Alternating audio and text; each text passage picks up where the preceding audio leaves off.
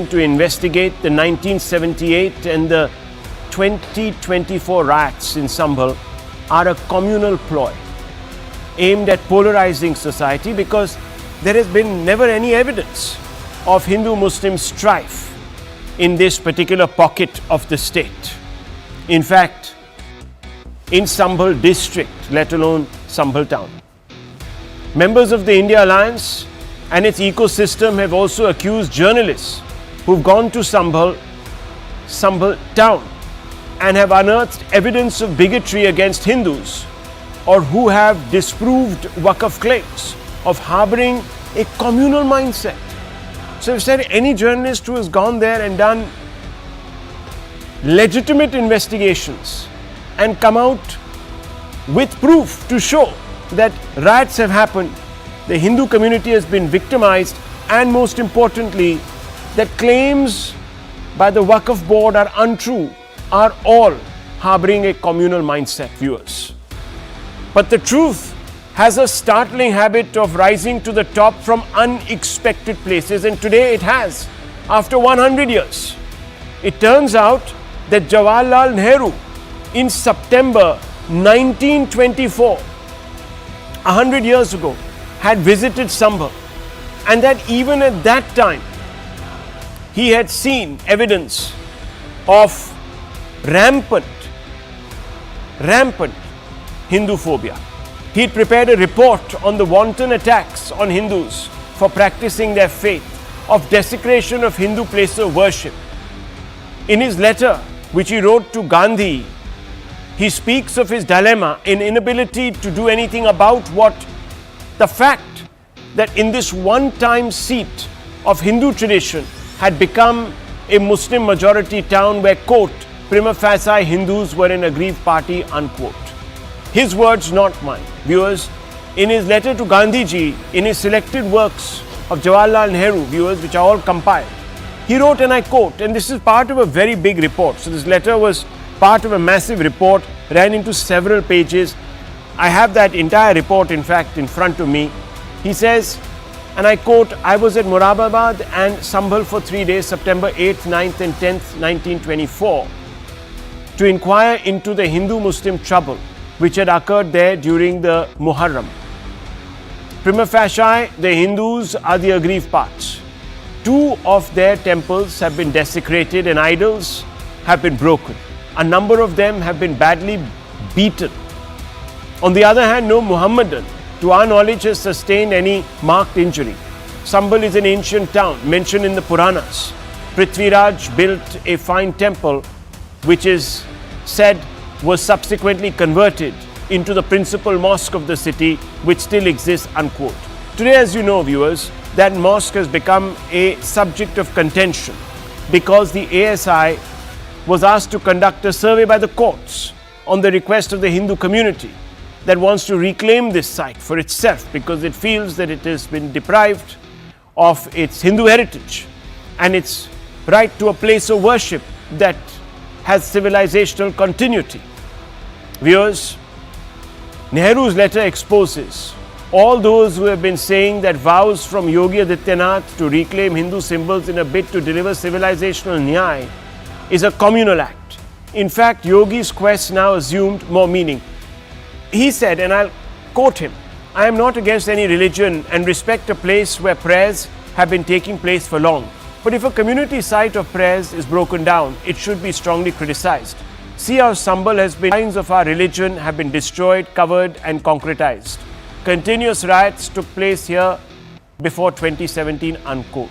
The reluctance of the ecosystem to back Yogi Adityanath over moves to reclaim Hindu civilizational heritage in Uttar Pradesh, especially in western UP, is explained by demographic data. And viewers, this is data that will open your eyes, will shock you, and perhaps we also allow you to contextualize why is it that a large number of political parties who claim to support Hindu interests are today no longer standing with Yogi Adityanath. Here is the first hard fact, viewers, and it's worthy of remembering this. The number of towns in Uttar Pradesh with more than 50% Muslim population has jumped from 101 to 211 between 81 and 2011. That's more than 100% jump, viewers, in 30 years. Muslims are now in the majority, which is 50% plus, in 211 out of 915 total UP towns, viewers. That's more than 20% of the towns. Towns in UP with more than a 90% population jumped from 0 to 15 in 30 years between 81 to 2011. Why 2011, viewers? Because that was the last time a census was conducted. The census is conducted every 10 years. In 2021, it was put off due to COVID. So we don't have the updated numbers, but that number could be much higher now. Hard fact 4. 11 out of 15 towns with 90% Muslim population are in Western UP, viewers. In this area, 11 out of 15 with 90% plus.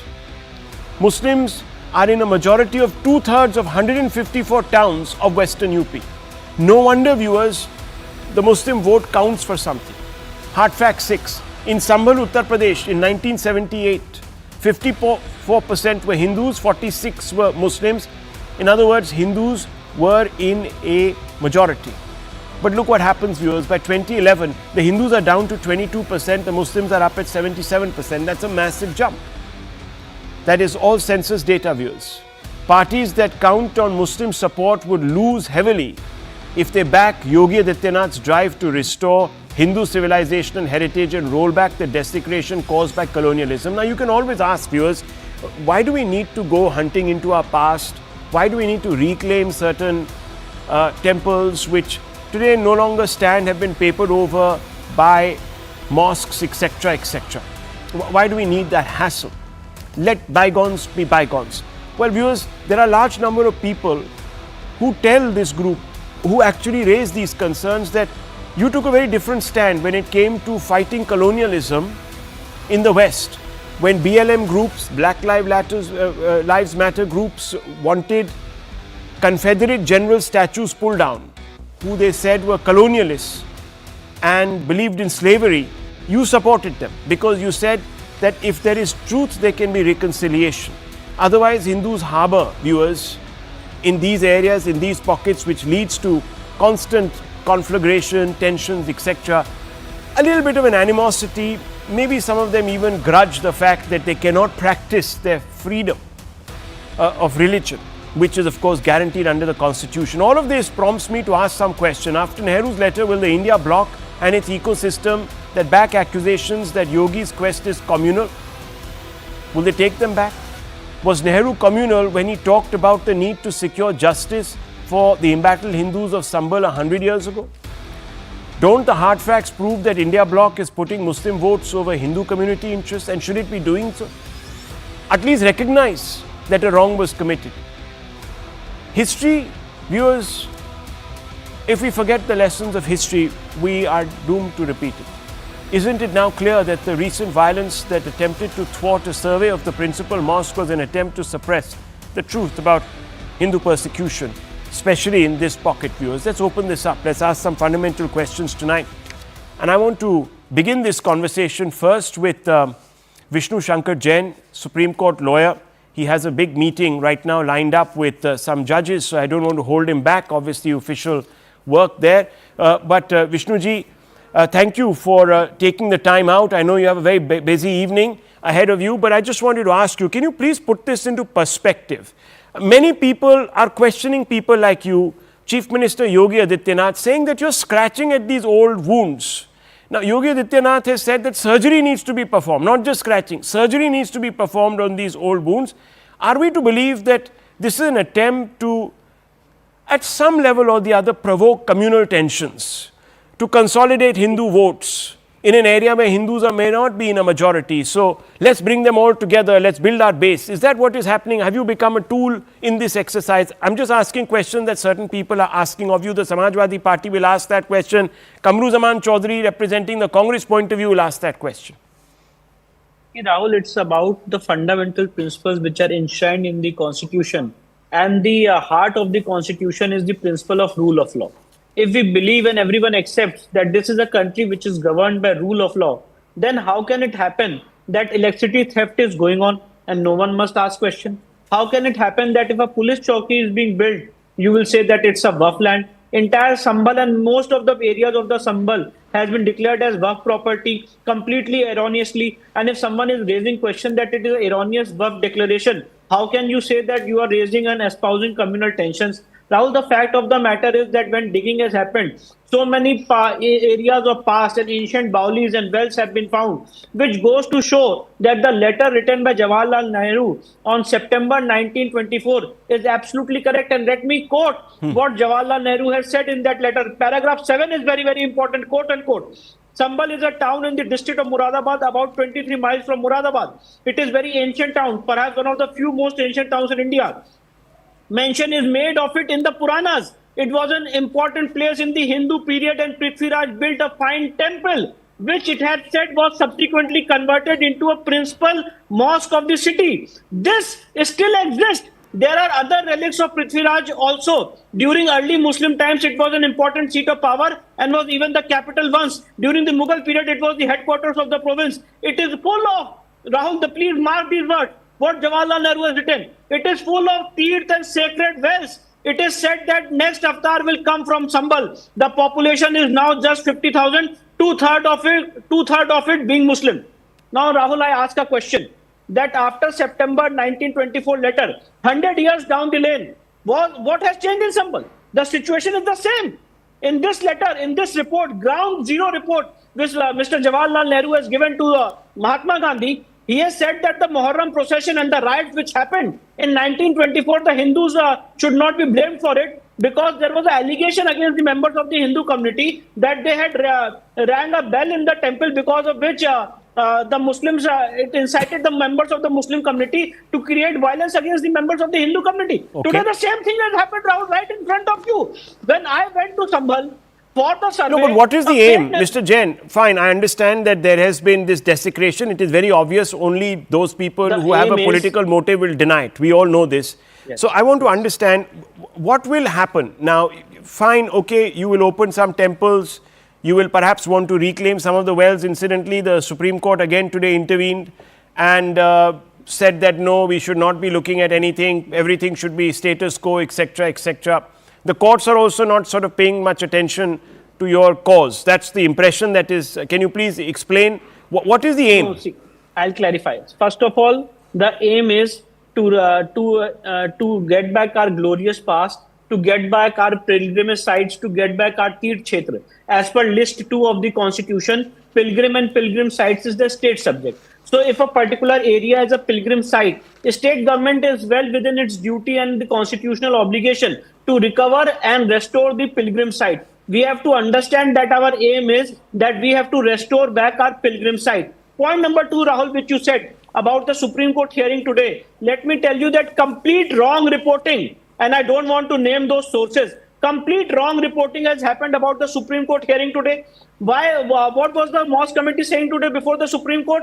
That let there be a status quo so far as this well is concerned, which is partly inside the mosque and partly outside the mosque, was their allegation. The fact of the matter is that this well is completely outside the alleged mosque. The Supreme Court has not passed any interim order. The Supreme Court has asked the state of UP to file a status report, and the Supreme Court has said that the poster, which is annexure number 5 of the application of the Mosque Committee, that poster must not be implemented.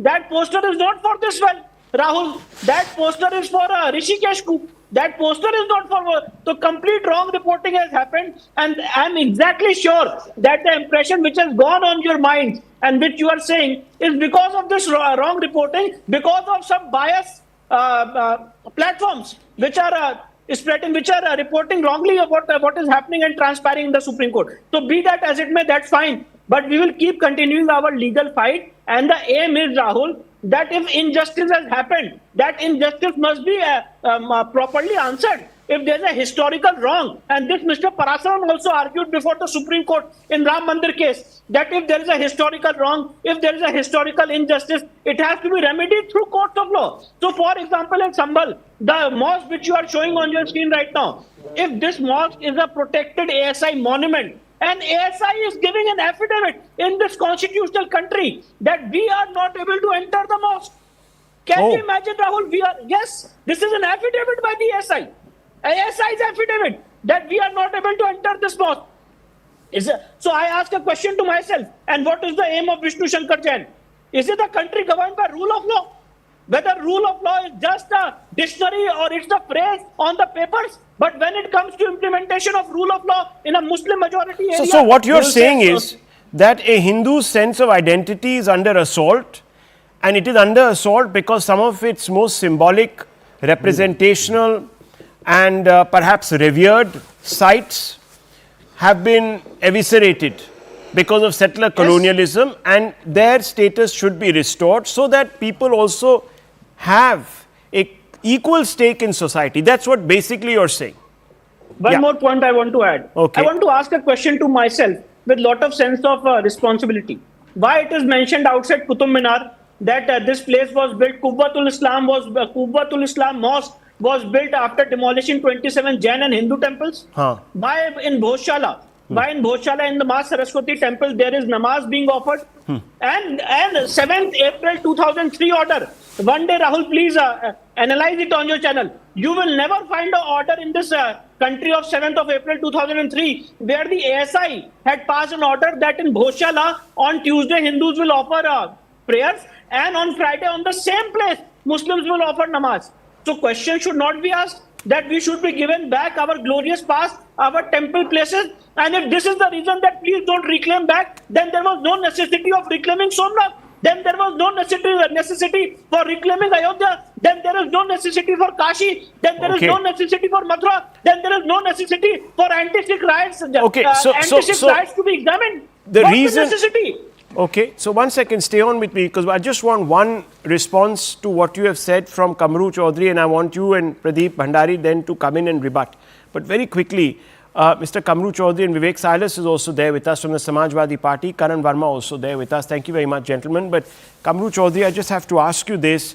If the aim is only to establish that the course of history has been thwarted because of a large-scale cover-up, then there should be no problem. Why are we attaching communal motives to this? After all, sir, and this is something that you will have to answer at length. In 1984, there were riots in Delhi. No one said when an SIT was instituted 30 years later to reopen them that this was a communal act, that the formation of an SIT was to provoke. Why is it that when Yogi Adityanath wants to reinvestigate a riot in which he believes that a large number of people got away without actually atoning, is he being accused of orchestrating a communal campaign? Can you please explain? And after today, Nehru's letter, do you believe that Yogi's quest for justice is now to some degree vindicated?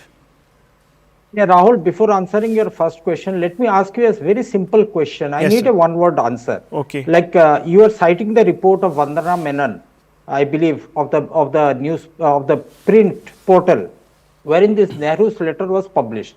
Now, the Vandana Menon did not describe or did not credit any source from where this letter was picked up. Can you please highlight me? Yes, because sir. I just want I'll tell you, the original letters are here. And the source says, and I've also mentioned it, sir, on air. If you just pay attention to the graphic, and I'll just pull that graphic up, it's very clearly put out there that these are the letters to Gandhi, selected works of Jawaharlal Nehru. There it is, sir. The source line is right there. Source, letter to Gandhi, selected works of Jawaharlal Nehru, sir. Now, from which archive it was taken, from which museum it was kept? Was it in the Jawaharlal Nehru Museum library? Where was it? Sir, I haven't found out that. because the documentation. Now let's come to the crux of the issue out here.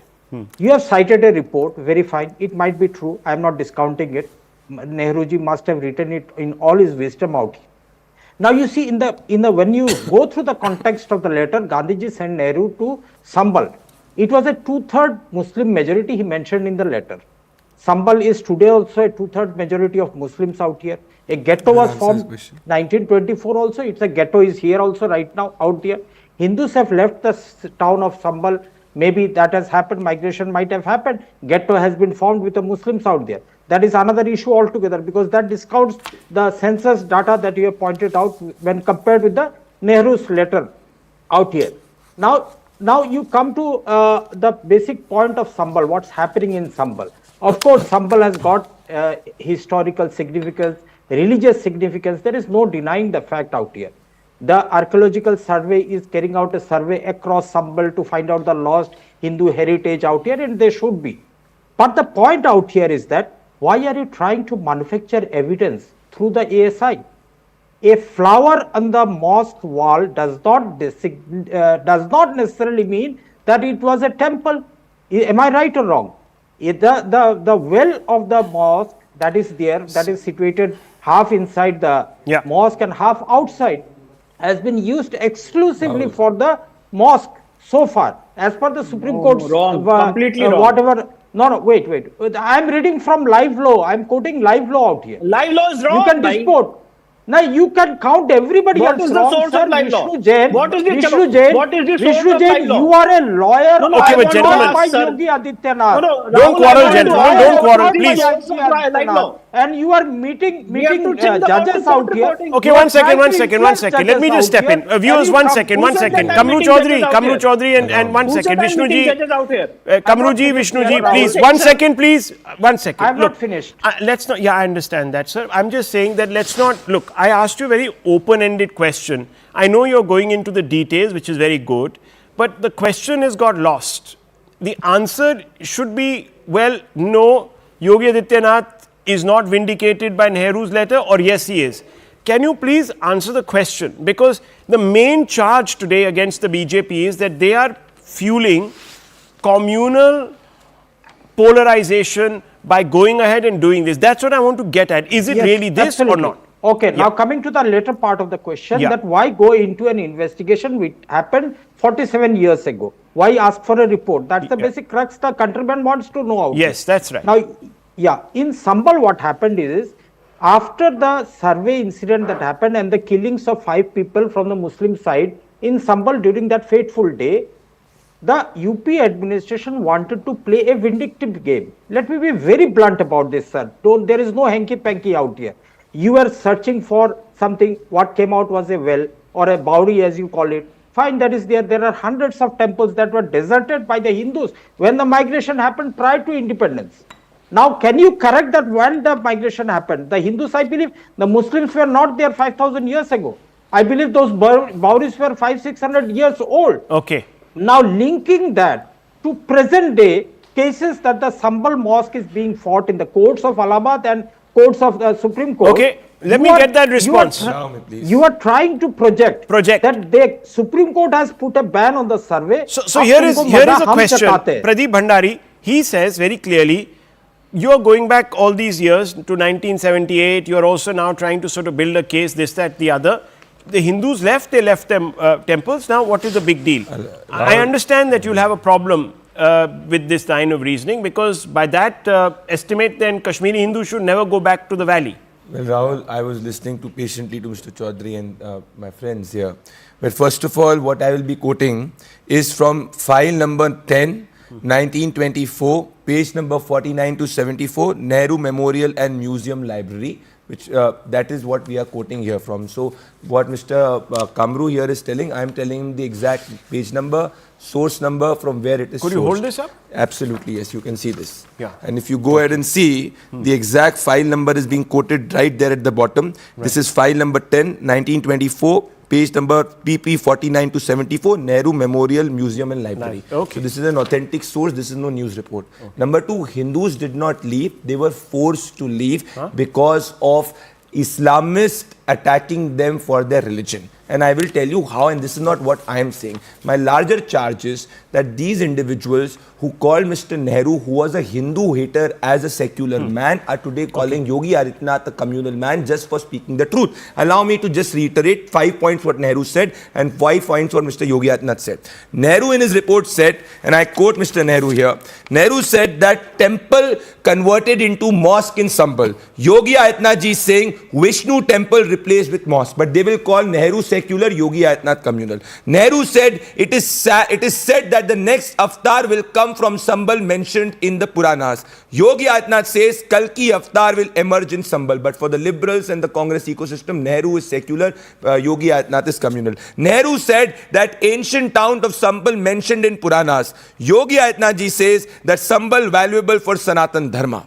Nehru says in 1924, Sambhal full of teeth and sacred wealth. Yogi Adityanath ji says that Sambhal is rooted in India's ancient history. So my point is, you are asking me, why am I telling you? I am telling you because the Congress party for 70 years practiced a brand of secularism which is Hindu hate and Sanatan nafrat.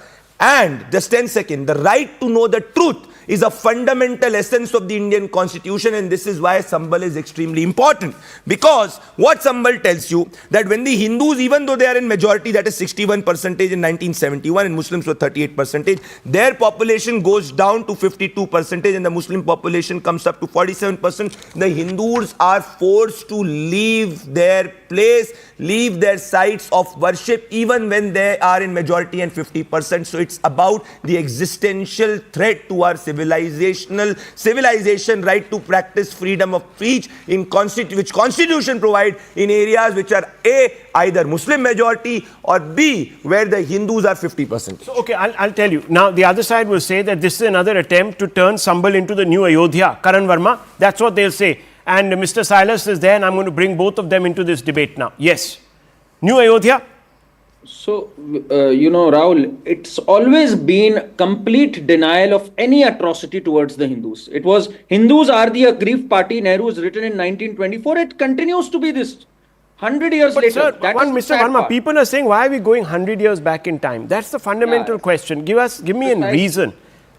Precisely. Why should they go back to even Kashmir when Kashmiri Pandits were driven out? That's the complete lack of sensitivity they have. Let's shut history then. Let's shut truth and reconciliation of any sort then.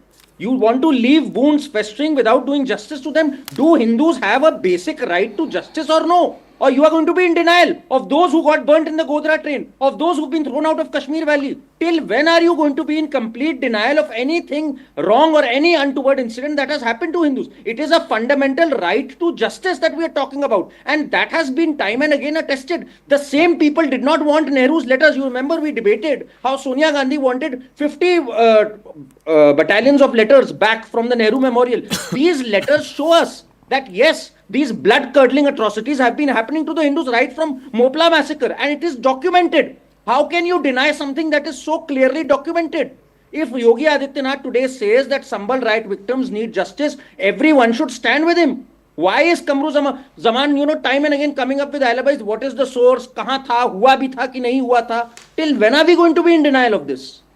Okay, so Mr. Silas, give up POK, give up Kashmir, give up land occupied by China in the 60s, give up Aksai Chin, turn our back.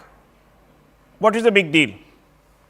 Number one. Number two, sir, most importantly, and this is a point that I have to ask you now, sir. Is the Samajwadi Party today shying away from taking a position on this in favor of Yogi Adityanath or the Hindu community? Let's put it like that. You're not obliged to back Mr. Yogi Adityanath, your political opponent, but just the Hindu community, because of the following statistics, that in 2/3 of 154 towns of Western UP, Muslims are in a majority, i.e. 50% of the population, and therefore taking a position like this will alienate you from one of the two axes that support you, M and Y, Muslims and Yadav. Muslims will go away, you will be finished. Is that the real reason? You're putting politics ahead of justice, civilizational justice. No, I think, Rahul ji, this is a very serious matter, what we are debating, as you said right now that Yogi Adityanath ji is going to reinvestigate whatever happened in 1978. But I think the viewers of CNN should know who was in power in 1978. It was the Janata Party who was in power in 1978, and it was supported by the Jan Sangh. That is called the Bharatiya Janata Party at the moment. I would like to tell the viewers as well that in 1978, Mr. Ram Naresh Yadav was the Chief Minister of Uttar Pradesh, and he was supported by the Jan Sangh, which is the Bharatiya Janata Party as of now. What was the Bharatiya Janata Party and the Jansan doing at that time when these riots were happened? Samajwadi Party was formed in 1992. We were not in existence at that time. But Jansan was there, which is the Bharatiya Janata Party. After 1980, it changed to Bharatiya Janata Party. So this is the thing that has to be investigated. Okay, you investigate, go ahead. Today I was listening to an interview of Chief Minister Yogi Adityanath ji. He mentioned about Aine Akbari. If you go and read Aine Akbari and page 281, it says very clearly that no temple was demolished to build a mosque. Today you can say whatever Jawaharlal Nehru ji has said. We can sir, go please, today that's to not, 2025. We are talking about 101 years back. You can't be so dismissive, sir. Please, there are now historical truths. ASI has conducted surveys. We can't now, okay, fine. I asked you a basic question, sir. No, Are you providing alibis? To manufacture evidence. 1 second, sir. 1 second, please. I'm asking Mr. Silas. He's getting to speak after a long time. And as you have noted, I've allowed everyone to speak their mind. I have not interrupted anybody. So, Mr. Silas, I have to ask you this question, sir. Fundamentally, are you still not willing to have an open mind because there are electoral consequences? Vote bank suffer. No. If Yogi ji wants to do the reinvestigation, no one can stop him. And ultimately, it will go to the courts and the final decision will be taken by the Indian judiciary. What is the harm in that? No, Let but it go to the statements that have been coming out. But why don't we talk? No, but you're being very reasonable on national TV. Your supporters, your friends, your colleagues in the Samajwadi Party on the ground say to Muslims that, see, we told you, this is a Hindutvavadi party and they want to take everything from you. So they actually try to incite on the ground. Very different, sir. You are speaking in very different voices.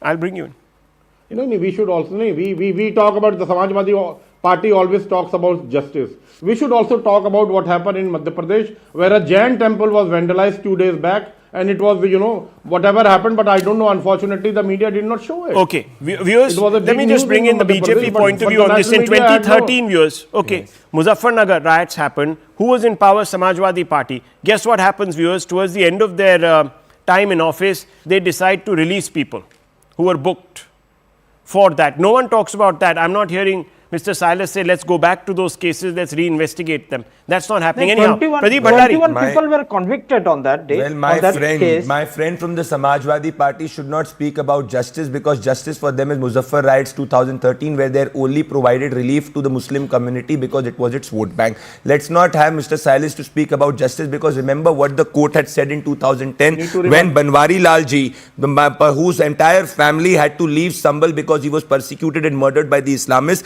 48 people were let free because of quote unquote not sufficient evidence and the judge while pronouncing the order had to say मैं कभी सोच भी नहीं सकता था कि ऐसे लोगों को फांसी नहीं हो रही है. So these individuals who ruled Uttar Pradesh for 26 years should not speak about justice. For them justice is no justice to Hindus. Response please. No, Hindus. I think Bharatiya Janata Party should not talk about Hindus, Someone, Karan Verma, I think we mentioned about Kashmir.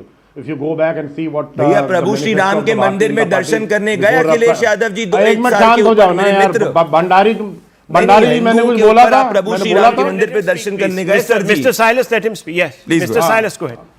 आस्था हमारे दिन में सुन तो लीजिए मुझे. Let me expose you.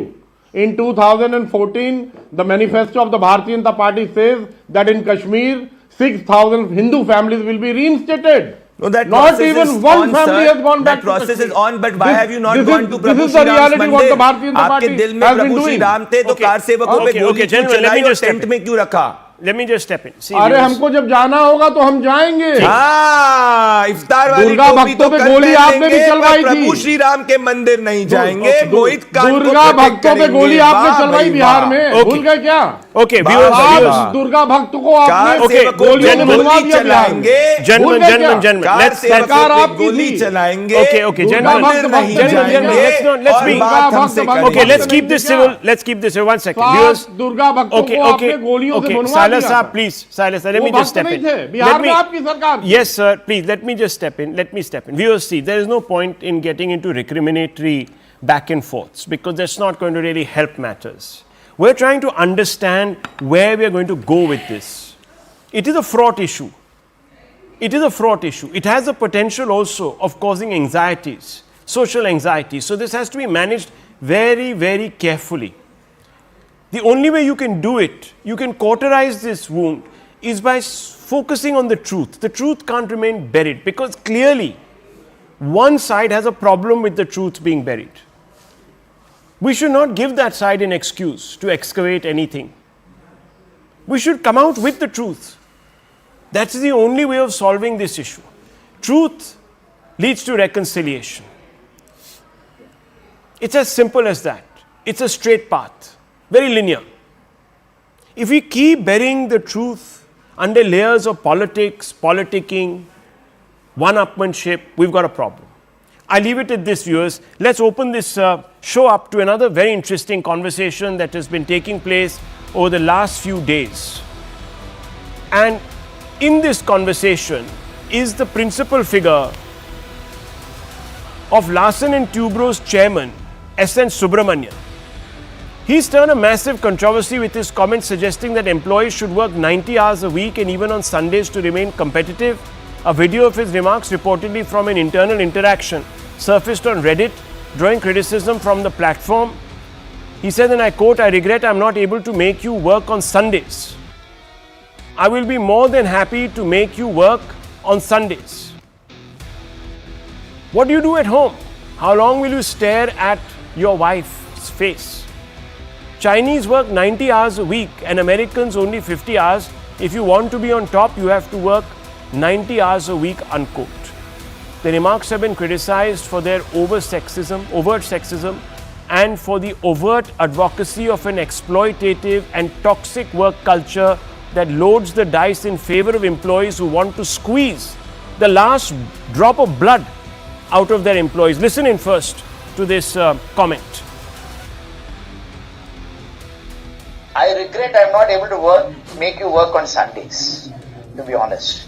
If I can make you work on Sundays, I'll be more happier. Because I work on Sundays also. What do you do sitting at home? How long can you stare at your wives? How long can the wife stare at your husband? Come on, get to the office and start working. Viewers, Mr. Subrahmanyan earns, from the little we know, more than 50 crores a year. 50 crores, let that sink in. Think about that. So he's speaking really from a position of privilege. I'm not saying he doesn't deserve to be in that position, but when you earn 50 crores a year, even if you were to work all Sundays for just 1 year of your life, that's enough. You made your packet, you can go into the sunset. But people who are hardly being paid, to expect them to set aside everything and to work for 90 hours a week, do the math on that, viewers. Leave no time for their loved ones, their own health, their own sanity. I think that reeks of the kind of exploitative capitalism that belonged in the 1800s, viewers, which created really the grounds for revolution. Aside from the objectionable sexist undertone of his remarks, the L&T chairperson isn't the first corporate mogul to advocate for a super long work week.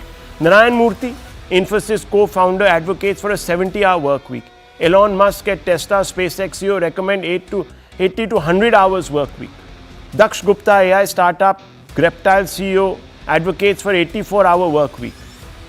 Grant Cardone, entrepreneur, advocates for 95-hour work week. In many Western countries, work hours have been moderated to ensure better work-life balance. People focus more on productivity, not long hours of work. Let's open this up. Let's actually, without prejudicing this debate, let's just keep it open and let's talk to some of those stakeholders who have worked in both corporate circles, who have a view on what life should be beyond the office, and have also, of course, managed teams for the longest period of time. So I want to bring in first Gurcharan Das. Mr. Das, how do you see this remark? Put it into context for us. Do you first of all agree with it? Well, I think Mr. Subrahmanyan is very, very wrong. But I think both sides, including the ones who are trolling, they haven't got to the root of the problem. I want to lift it out of the tutu meme that this would entail. There was a research done in Britain, a very large research done, which showed that 72% of English people hated their jobs. I mean, this was devastating because, we human beings, we spend 1/3 of our lives working. And what a tragic waste of human lives if you hate your work. So, Right. Mr. Subrahmanyan's job is not to tell people how many hours to work, but to make them enjoy, to love their work so that they can come. They want to come to work. And so that the work gives them meaning and purpose. Similarly, the trolls should also realize that it is not about how many hours Mr. Subrahmanyam is talking about working, but it's the duty of every working person to work at a job that gives him meaning, gives meaning to his life. It's the job of parents and teachers to nudge a child in the direction of work that he or she enjoys. The point is that work must become meaningful for human beings to be happy, Okay. both at work and at home. Okay. And you don't find meaning, you create it. This is the responsibility both of the employee and the employer. Okay, And that's- saying you're doing it to make your nation great, as Mr. Subrahmanyam did, that won't cut it. That won't cut it. That's not actually, viewers, the responsibility of an employee, of an employer either, especially in the private sector. That can be something that maybe the government wants to take upon itself, but not that I'm trying to suggest that people shouldn't be in it to lead their country, break new ground, be at the front of or front end of innovation, etc. That also pushes nations forward and makes nations great. I'm not trying to in any way detract from that ambition, but let me bring in Dilip Cherian here, as well as Priya Chetty, Raj Gopal. I'd like to open this conversation out a little bit more. So, and Mr. Kakkar also joins this broadcast. Thank you very much, all of you. Mr. Cherian, where do you come in on this debate? I think that what Mr. Subrahmanyam said needs to be taken seriously. Our competition is not about Generation Subrahmanyam, Generation Z, millennials, none of that. Our competition is with the rest of the world. Europe, which is cutting back to 4 days a week, is also simultaneously in collapse. China, which is perhaps the example that Subrahmanyam has quoted from a policymaker who he met, is actually encouraging its workers to work these hours. The second thing, we constantly talk of people, the privileged people in the organized sector. Some want to work from home, some want to work 10 hours, some want to work 40 hours. There is a whole army of gig workers, of people in the fields, people who are self-employed in the fields, who are working much longer hours a day. So we really are cutting them out of the question when we talk about saying, oh, Gen Z is against it, or the millennials are protesting about it. They will protest. They must protest. It is their choices, because in some senses, we are talking to a privileged generation which is standing on the shoulders of those who went before. Fair enough.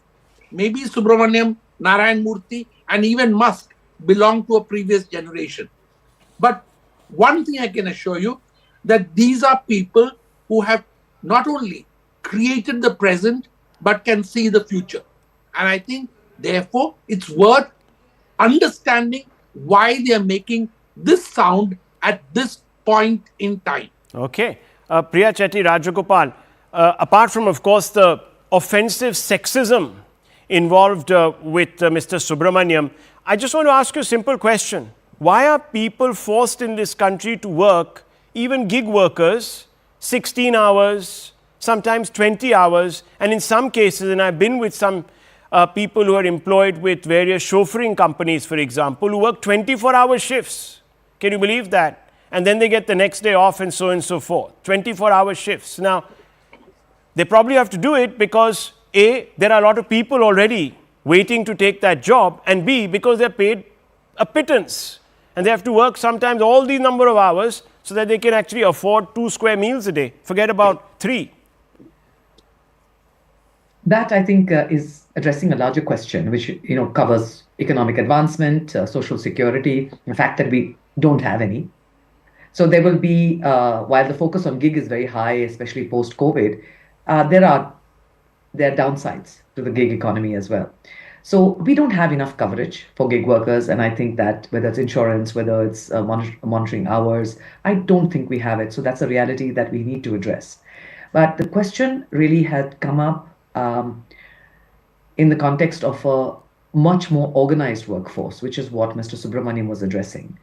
And there is that possibility that while it was an internal meeting where perhaps things which were said off the cuff or in a sort of a semi-joke were uttered, the underlying element of very high expectation, of dismissiveness of the individual, and the fact that work-life balance or even a family is kind of a joke, I think that has been a bit of a thorn on the side.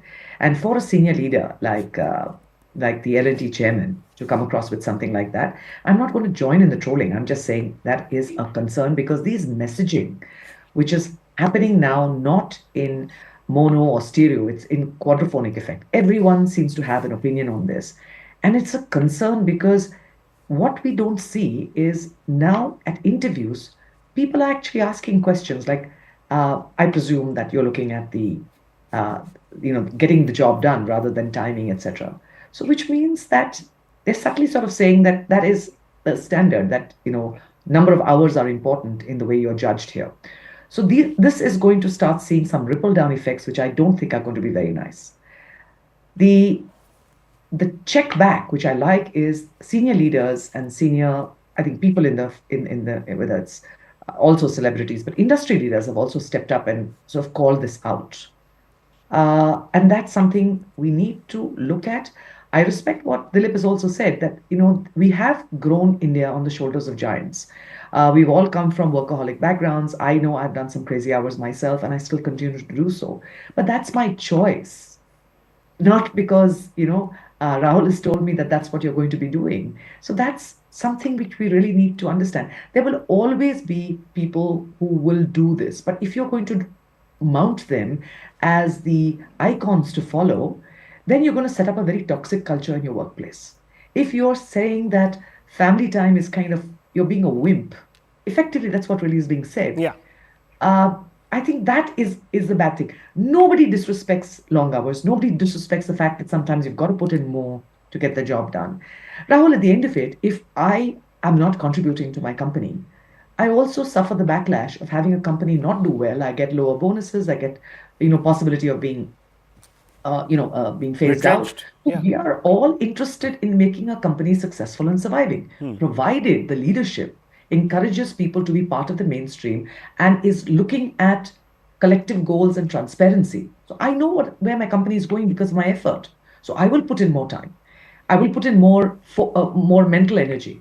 But just using time as a metric, I think is a little, by any standards today, a little passé. You will say that, hard work never killed anyone. I think enough of our generation, my father must have told me this, or, his father must have told him this. But the fact is, we are seeing hard work killing a few people. And they are not wimps. Sometimes it's just too much to handle. And I think life is more important than, this. Yeah, and we all learned the importance of living and life just 2 years back when we were all sort of locked up at home. And Absolutely. we didn't know if the next person who sneezed would, basically pass on something that we won't see through. But let me bring in Mr. Kakkad. Mr. Kakkad, there's one disturbing aspect of all of this. We're being crowded in by AI, so disruptive technologies, automatons that sort of want to replace the flesh worker, really, the person in flesh and body from the corporate floor, from the factory floor. Now we want to rip the soul out of the individual. This is disturbing. It's very disturbing because I'll tell you why. Management has completely missed the point that how do you manage a workforce which is sometimes better informed than you are. Because anybody above 45 has to learn technology. Anybody below 30 today was born with it. And therefore, they are working for people who are 45 and senior managers who want to manage. You cannot manage people today in an environment which is becoming more and more toxic and more threatening. The fact is that they have to be incentivized. How do you incentivize the worker to work his life out for you? What are you doing for him?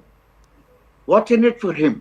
At the end of the day, it's okay for the manager or the owner of the business to want to squeeze the life out of the worker. But what's in it for the worker? Is there any incentive? Is there any ownership? Is there any motive to actually want to work his life out and give up all his other little things that he wants to do with his spare time? It's not. We do not have our workers' backs. If you first have your workers' backs and they know that through thick or thin, COVID or plague or the end of the world, the company is going to stand with you and not give you a pink slip, then they'll give you their best. But if you don't give them that assurance that the company has their back, then why should they? Because then they're attending office for 15 hours a day, but they're not working for 15 hours a day. For Christ's sake, they're going to find ways and means on how to squiggle out of it. HRD is going to be the worst job in the world because you're going to try and get these workers to work unwillingly. How can you do that? It's not a slave ship. You can't whip them into this thing. Look at Google. Look at the way they incentivize their workforce. They open the office 24/7. They said it doesn't matter when you come in, how you come in, what you dress, what you do. Just get the job done. And you'll get credit for it, and you'll also get money for it. So Dilip Cherian,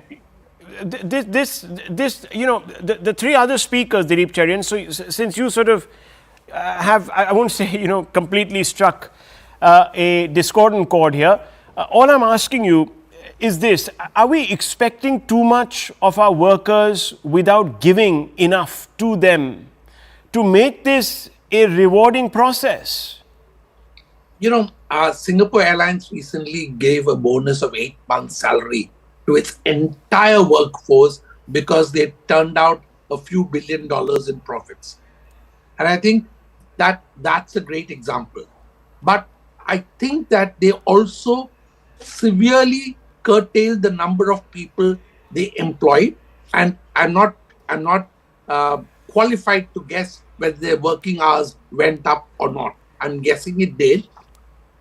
All I'm saying at this point of time is that I believe that this is in some senses an intergenerational argument. There is a reason why it has come up now. There is a reason why leaders are perhaps, and it's not coordinated, but there's a reason why several people are voicing the same aspiration for the next generation.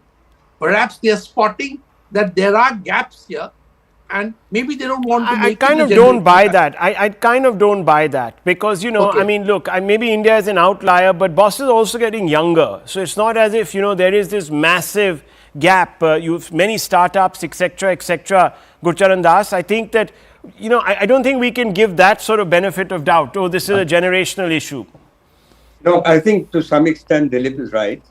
It is become a generational issue, but happily so.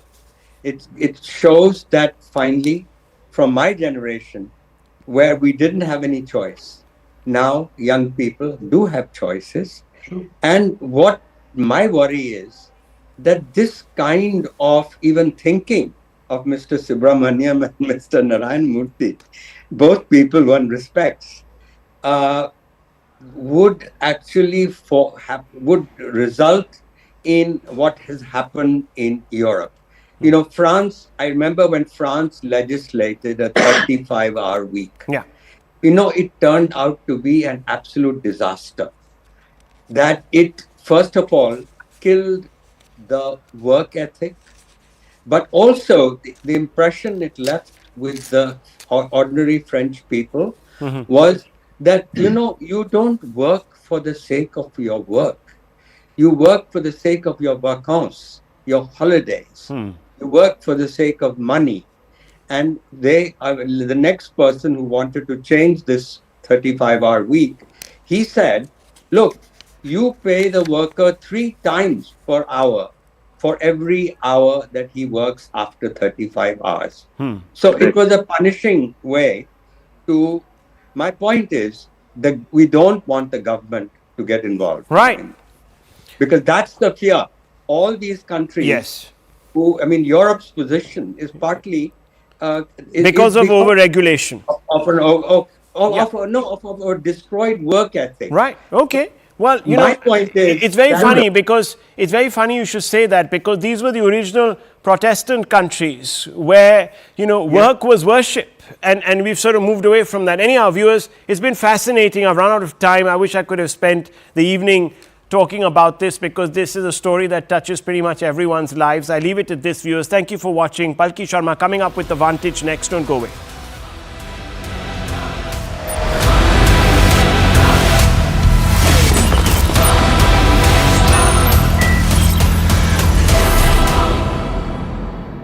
Presented by. Well, they called for an appeal, and as you know, they acknowledged what the judge said about no penalty, and there's no penalty. But we're going to appeal anyway, just psychologically, because frankly, it's a disgrace. It's a judge that shouldn't have been on the case. He's a highly conflicted judge, and they called for an appeal. So I read it, and I thought it was a fair decision, actually. So I'll do my little thing tomorrow. They can have fun with their political opponent. As you know, I'm under a gag order from a judge. This is the first. This was an attack of a political opponent. And if you take a look at it, I'm not supposed to be talking about it, so I won't. I'm the first president and probably one of the first candidates in history that's under attack with a gag order, where I'm not allowed to speak about something. And they ought to find out what that's all about. And this is a long way from finished. And I respect the court's opinion. I think it was actually a very good opinion for us, because you saw what they said. But they invited the appeal, and the appeal is on the bigger issue. So we'll see how it all works out. I think it's going to work out well. Off the top, you mentioned the Carter funeral today. What were you talking to Barack Obama about? It did look very friendly, I must say. I didn't realize it. I didn't realize